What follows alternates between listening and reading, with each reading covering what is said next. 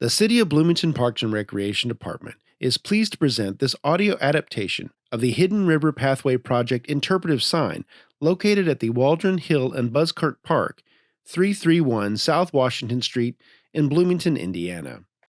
We recognize that the City of Bloomington sits on native land.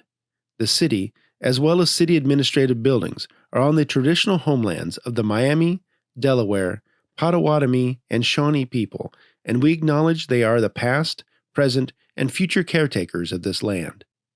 We also acknowledge that much of the economic progress and development in Indiana, specifically Bloomington, resulted from the unpaid labor and forced servitude of people of color, specifically enslaved African labor.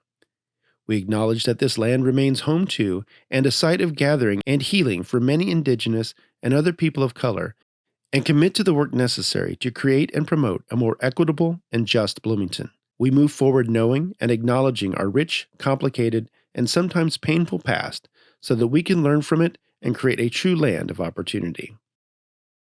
Did you know, right below the ground you're playing on is a hidden river?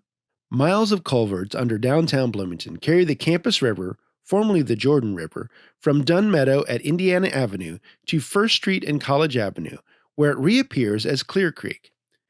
For the project beneath your feet, contractors removed the old culverts and expanded their size to handle more stormwater during heavy rains. This meant removing the old culverts, installing larger culverts, covering the expansion, and rebuilding the playground.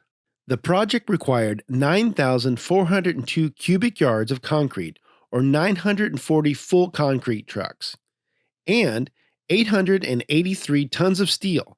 That is equal to the total weight of 140 elephants. Want to learn more? Check out the additional interpretive signs upstream where the Campus River meets Indiana Avenue, or downstream at the intersection of First Street and Walnut Street.